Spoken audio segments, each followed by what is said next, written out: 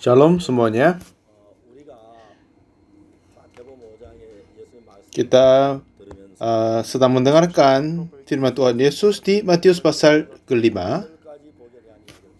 Terus kita berbicara tentang 8 berkat dari sini.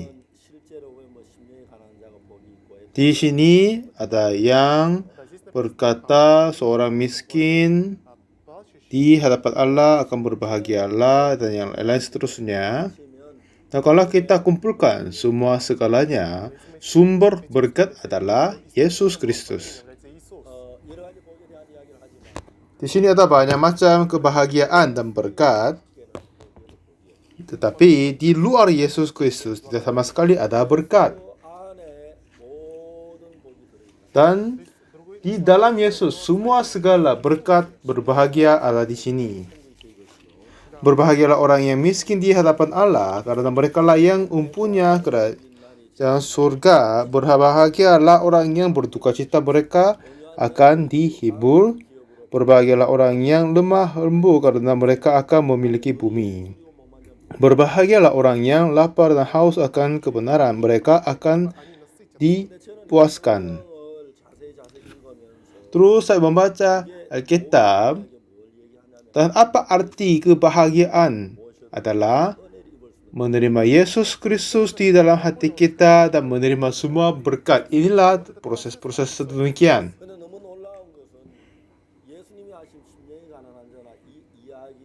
Dan heran adalah apa yang Tuhan Yesus berkata, ini semua adalah yang sangat-sangat dibutuhkan untuk manusia menerima keselamatan dan pengampunan dosa oleh Yesus Kristus. Apa yang paling susah di dalam kehidupan rohani adalah, dan juga apa yang susah di dalam kehidupan adalah memelihara hatinya sendiri. Kalau raja pemerintah, kerajaannya memang gampang karena semua perintah akan dilaksanakan oleh masyarakat. Tetapi seseorang yang memelihara di dalam hati dirinya sendiri itu nggak susah, nggak gampang.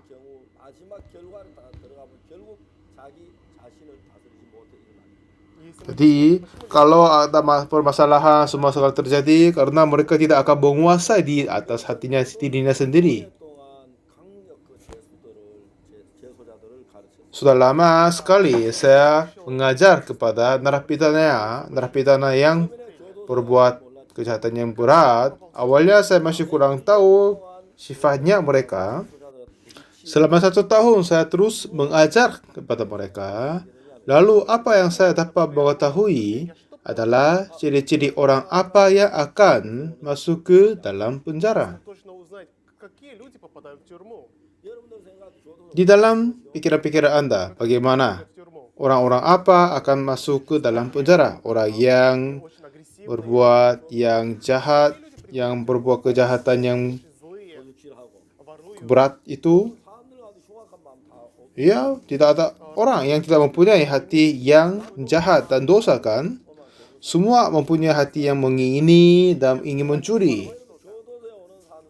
Tetapi ciri-ciri apa yang masuk ke dalam penjara? Kita boleh berpikir, ini, kalau orang butuh uang, mereka harus cari uang, kan? Ada banyak alasan untuk kebutuhan uang. Misalnya anak-anak ingin kuliah atau kekurangan uang. Atau istri sakit harus dioperasi tapi masih belum cukup. Seperti begitu, kadang kita berada di dalam situasi darurat untuk kebutuhan uang. Dan pada saat itu mereka belajar ke pertukangan dan kerja di pabrik cari uang itu akan lama, kan? Jadi pada saat mereka butuh banyak uang dengan singkat waktu, ya memang tidak ada cara untuk hasilkan itu, kan? Kalau dia mengambil emas dari pinggir jalan atau menang undian, ya kan? Jadi banyak orang-orang yang penjual undi dapat banyak untung. Karena banyak orang mencari uang dalam singkat waktu, mereka sering membeli itu. Tapi di sana akan ada rasio kan? Oleh karena itu tidak akan murah kepada semua orang. Atau mereka mencuri, merampok akan mencari uang. Tetapi kalau begitu ada kesempatan tertangkap. Memang banyak sekali orang mempunyai keinginan untuk mencuri, tetapi tidak semuanya melakukan. Ada beberapa, sedikit saja. Kenapa orang mengingini mencuri tapi tidak semuanya berbuatnya? Karena berpikir apa? Kalau tertangkap akan ke penjara, itu akan membuat kesusahan lebih. Jadi tidak akan berbuat kejahatan itu kan? Tetapi siapa yang merampok dan mencuri? Mereka akan mempunyai rencana yang terbaik. Kalau dengan ini akan mencuri, pasti aku tidak akan tertangkap. Aku tidak akan terasa susah. Mereka akan berpikir begitu. Jadi mereka tidak tahu kepada dirinya sendiri dengan baik-baik. Seperti yang orang, siapa yang merampok? Ya, dengan cara ini tidak akan tertangkap. Kenapa orang-orang menipu orang lain? Karena ini akan berhasil kiranya. Adalah apa? Semua yang mempercaya dan memastikan kepada dirinya sendiri. Jadi, hampir banyak orang mempunyai hati bahwa kita tidak berbuat persinahan, pencurian, tidak akan menipu orang yang lain, tidak akan berbuat jahat. Tetapi hampir semua orang mempunyai rasio atau kesempatan berbuat kejahatan, baik menipu orang atau berbohong, dan juga ada kejahatan-kejahatan yang lain juga.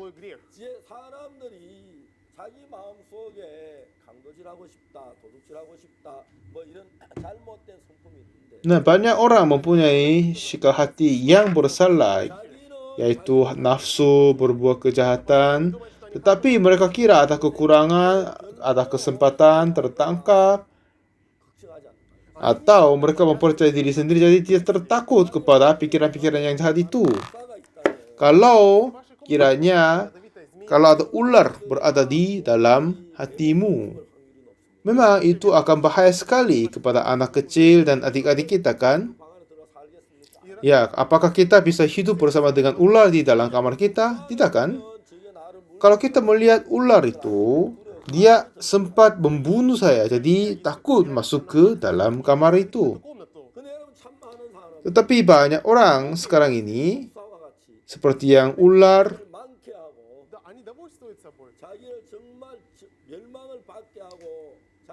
ada banyak pikiran-pikiran yang mengalahkan diri dan menghancurkan diri, tetapi masih simpan di dalam hati mereka.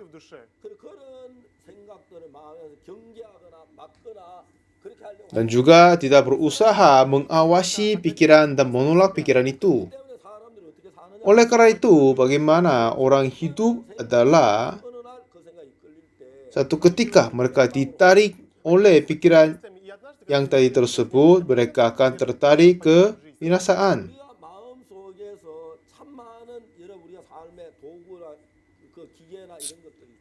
Memang di dalam kehidupan kita ada banyak alat-alat untuk hidup kan? Kita sering naik mobil juga dan pakai AC, mesin cuci, dan kulkas. Itu yang setiap hari kita pakai. Dengan mobil kita bisa berjalan dengan enak, dan televisi kita menerima kabar dari luar negeri, atau kita tidak berusaha mencuci baju dengan tangan kita karena ada mesin cuci. Kalau AC mendinginkan, sejukkan kamar-kamar kita. Seperti alat-alat itu bisa membantu kehidupan sehari-hari kita. Hati dunia kita juga sama. Seseorang yang mempunyai miskin, seseorang yang berduka cita, mempunyai hati yang lemah lembut, lapar dan haus akan kebenaran. Seseorang yang mempunyai hati sedemikian,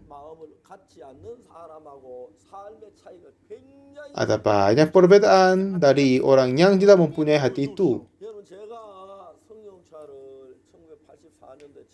Awalnya saya membeli mobilku pada tahun 84.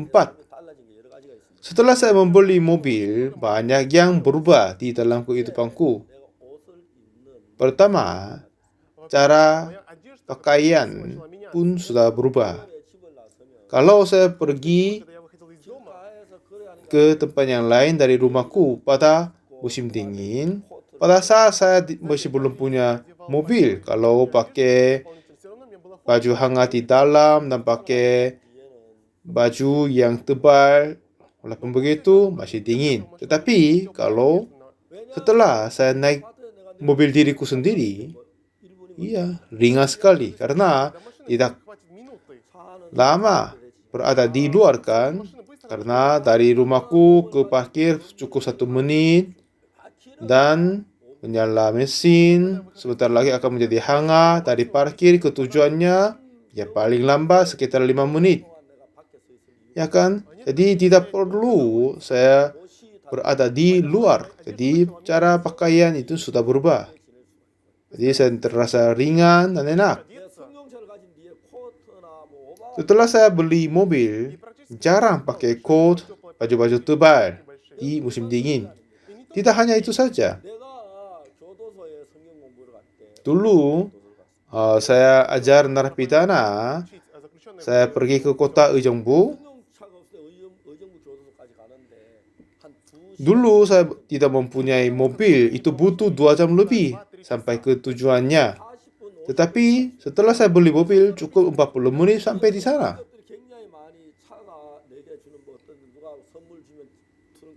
Jadi kalau ada orang yang memberi sesuatu, bisa masukkan di dalam bagian belakang, naikkan anak sama istri. Ada banyak yang keuntungan dengan pakai mobil.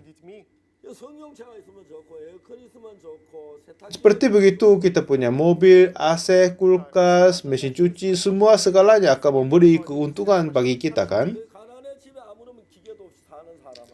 Itu sudah jauh berbeda kepada orang yang miskin, tidak sama sekali mempunyai mesin-mesin itu, tidak mempunyai kulkas atau yang lain-lain.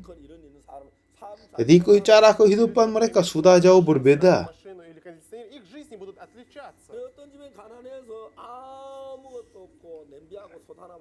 Kalau ada seorang adalah yang miskin sekali, jadi tidak mempunyai apa-apa, hanya mempunyai satu kompor dan mangkuk saja. Kalau begitu iya, kehidupan mereka akan mengganggukan. Kehidupan rohani dan hati dunia juga sama. Ini memang hatinya orangnya tetap sama, tetapi seseorang yang mempunyai hati yang kasih atau yang tidak, itu sudah jauh berbeda. Seseorang yang mempunyai hati yang tahan dan tidak, itu juga jauh berbeda. Seseorang yang mempunyai hikmat dan yang lain yang belum, sudah jauh berbeda. Orang yang mempunyai pendamaian dan tidak, itu sudah berbeda. Dan semua yang mempunyai uang atau yang lain, itu pun sudah berbeda. Di dalam kita, pada saat kita naik gunung, kalau kita naik gunung yang di musim dingin, kita butuh sepatu khusus musim dingin dan alat-alat yang lain. Ada banyak yang kita butuhkan. Kita harus bawa tali dan banyak alat-alat yang lain kita harus siapkan. Kalau kita hanya naik puncak gunung tanpa alat, itu susah sekali. Saya juga setelah semakin tua, saya pakai kacamata. Dan apa yang saya merasa syukur bagi Tuhan adalah kacamata yang saya pakai 20 tahun yang lalu, saya masih pakai. Hanya saya membaca kitab, saya pakai kacamata.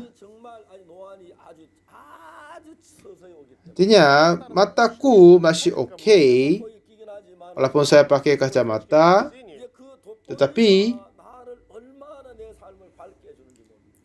kacamata itu bisa membantu banyak hal di dalam kehidupanku. Kalau saya ke luar negeri di bandara, saya harus mencatat yang kertas-kertas masuk negeri dan keluarkan. Kadang itu tidak bisa melihat. Ada yang kata-kata kecil sekali. Tapi setelah saya pakai kacamata, dapat melihat baik-baik. Seperti itu, di dalam hati kita juga ada banyak alat. Dan seorang yang mempunyai alat untuk hati dan masih belum tidak dapat dibandingkan. Memang kita manusia bisa membeli mobil, tetapi masih kurang tahu bagaimana cara membeli alat di dalam hatinya. Ya, dengan pakai AC bisa segarkan kamarnya, tapi bagaimana cara segarkan hatinya masih kurang tahu kan?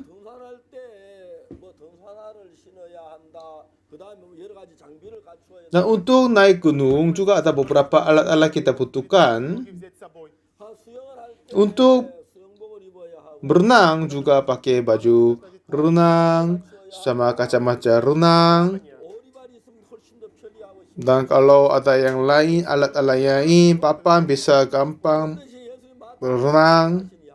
Nah, seperti begitu, apa yang Yesus berkata di Matius ini adalah seseorang untuk menerima Yesus Kristus, bertemu Yesus, dan dibenarkan, dikuduskan olehnya. Inilah hati-hati yang dibutuhkan terlebih dahulu. Ini maksud Tuhan.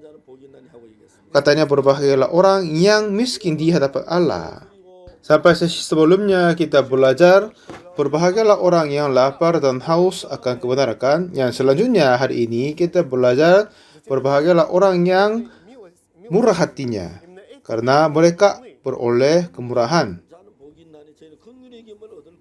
Kata ulang, bahagialah orang yang murah hatinya, karena mereka akan beroleh kemurahan.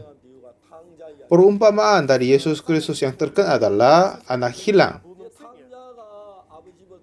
Pada saat anak hilang meninggalkan ayahnya dan pergi ke negeri yang jauh dan hidup berfoya-foya. Satu ketika dia sudah menghabiskan semua kepunyaannya dan lalu akan menjadi penjaga babi.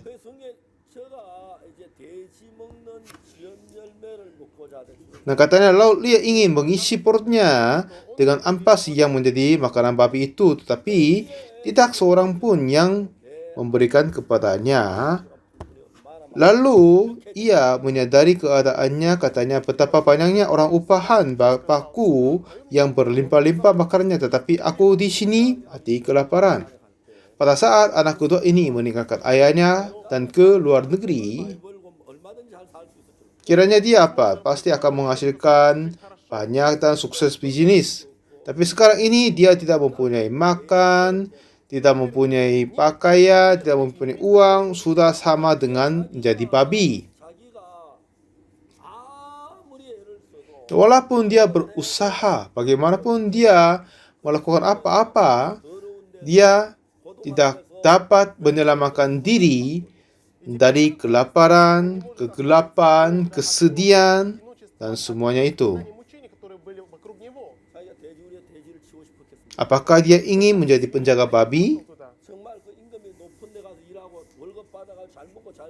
Mungkin dia mengharapkan mendapat kerja yang terbaik untuk menerima gaji yang baik, tetapi tidak akan berhasil sesuai dengan keinginannya, ya kan? Dia berusaha mencari banyak caranya.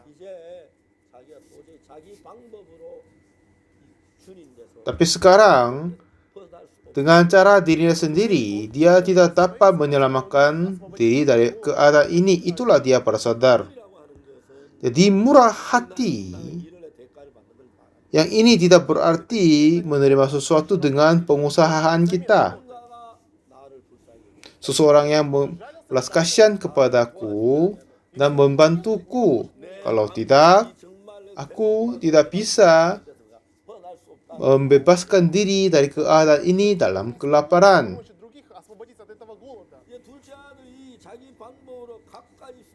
Anak kedua ini sudah berusaha dan melakukan banyak macam cara dengan dirinya sendiri. Tapi akhirnya anak kedua ini bilang apa? Lalu ia berbalik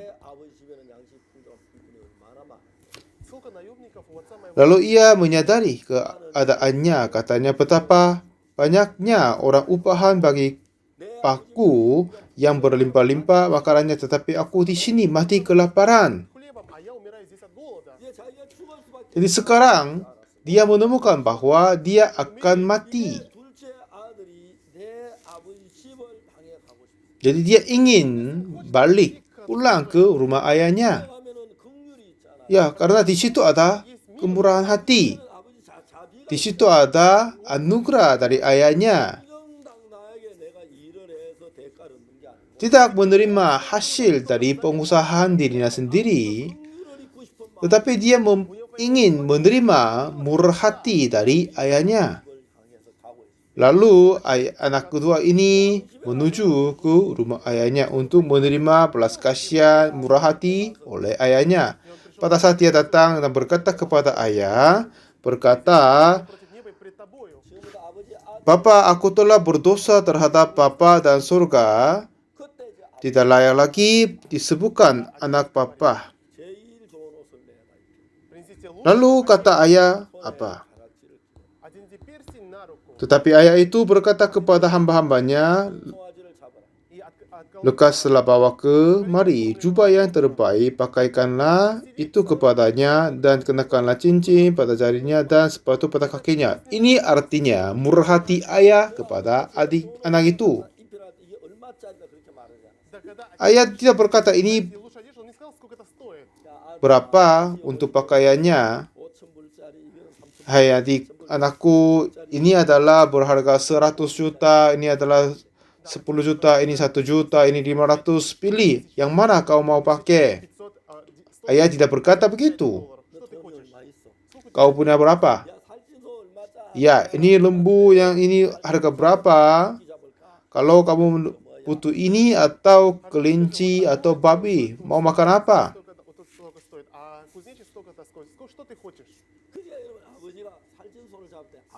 Nah, seperti begitu. Pada saat Tuhan, ayah menyuruh kepada hambanya, ambillah lembu. Ini tidak memperhitungkan uang dari anaknya, tetapi dia memberikan dengan kasih karunia, anugerah. Jadi apa yang Tuhan Allah mengajar bagi kita adalah orang yang mempunyai murah hati, dia akan beroleh kemurahan. Nah, sepertinya begitu. Apa yang kita manusia akan menerima dari Tuhan adalah kemurahan. Tetapi banyak orang salah paham tentang kemurahan itu. Jadi banyak orang berpikir belajar apa dari bumi ini? Belajar ke ekonomi, belajar sosial, dan belajar dan undang-undang, peraturan. Kalau kita membayar banyak, akan membeli yang terbaik. Itulah kita belajar di duniawi ini, ya kan? Tapi di dalam rumahnya ayah tidak tergantung hukum duniawi, ekonomi. Inilah berharga 500 juta, tapi aku akan memberikan kepadamu. Ini akan menjadi 100 juta, tapi aku akan memberikan kepadamu dengan gratis. Cincin, semuanya akan memberikan dengan gratis. Jadi, apa yang Alkitab mengajar bagi kita adalah anak kedua ini akan mati kelaparan. Tetapi cara bagaimana dia dapat hidup kembali adalah menerima kemurahan dari ayahnya. Kecuali itu, tidak sama sekali ada jalan lain. Itulah yang kita mengajar kepada kita. Dengan upah pengusahaan kita, menerima pengampunan, dan diberkati oleh karena pentaatan, karena kita berdoa dan masuk kerajaan surga. Ini tidak berarti dalam firman Tuhan. Memang di duniawi akan menerima sesuatu dengan pengusahaan, tetapi di dalam rumah ayahnya kita harus belajar bagaimana kita menerima kemurahan. Tidak menerima dengan pembayaran, tetapi menerima gratis dengan kemurahan, cara anugerah. Kita harus belajar kemurahan dan memberikan kemurahan, dan bagaimana kita menerima kemurahan. Jadi anak kedua datang kepada ayahnya dan beroleh kemurahan. Ayahnya membelas kasihan kepada anak itu. Membelas kasihan, tersayangi kepadanya. Dan inilah berkat yang kita terima dari Tuhan. Karena orang tidak paham tentang kemurahan dan belas kasihan, jadi mereka pikir kita harus berusaha untuk diberkati, berhasil sesuatu untuk diberkati. Tetapi kata Tuhan di sini, seseorang yang murah hati, dia adalah beroleh kemurahan. Kalau dia tidak bayar, kalau dia tidak sukses dalam pekerjaan, seperti anak kedua, dia hanya berbuat dosa terhadap ayahnya, tetapi ayah memberikan belas kasihan kepadanya. Jadi Tuhan Yesus pun berkata tentang kemurahan. Kita juga sama. Pada saat kita maju ke Tuhan, harapkan kita semua menerima kemurahan. Kita harus membuang cara kehidupan kita ingin menerima sesuatu dari pengusahaan. Terima kasih banyak.